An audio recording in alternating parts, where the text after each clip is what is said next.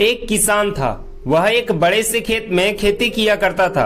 उस खेत के बीचों बीच पत्थर का एक हिस्सा जमीन से ऊपर निकला हुआ था, जिससे ठोकर खाकर वह कई बार गिर चुका था और ना जाने कितनी बार टकराकर खेती के औजार भी टूट चुके थे।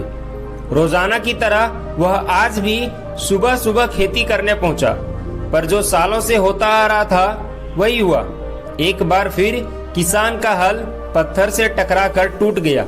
किसान बहुत क्रोधित हो उठा और उसने मन ही मन सोचा कि आज जो भी हो जाए वह इस चट्टान को जमीन से निकालकर इस खेत के बाहर फेंक देगा।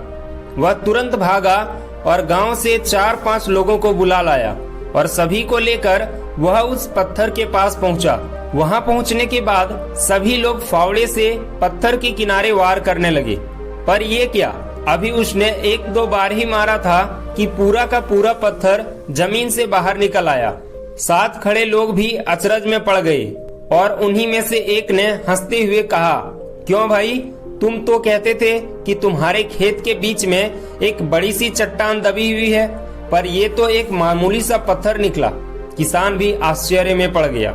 सालों से जिसे वह एक भारी भरकम चट्टान समझ रहा था, दरअसल वह एक छोटा सा पत्थर था। उसे पछतावा हुआ कि काश उसने पहले ही इसे निकालने का प्रयास किया होता तो न उसे इतना नुकसान उठाना पड़ता और न ही दोस्तों के सामने उसका मजाक बनता। दोस्तों, इस कहानी की तरह ही हम भी कई बार जिंदगी में आने वाली छोटी छोटी बाधाओं को बहुत बड़ा समझ लेते हैं और उनसे निपटने की बजाय तकलीफ उठाते रहते हैं। इसलिए हमें बिना समय गवाए इस छोटी छोटी मुसीबतों से लड़ना होगा और जब हम ऐसा करेंगे तो कुछ ही समय में चट्टान सी दिखने वाली समस्या एक छोटे से पत्थर के समान दिखने लगेगी, जिसे हम आसानी से ठोकर मारकर आगे बढ़ सकते हैं।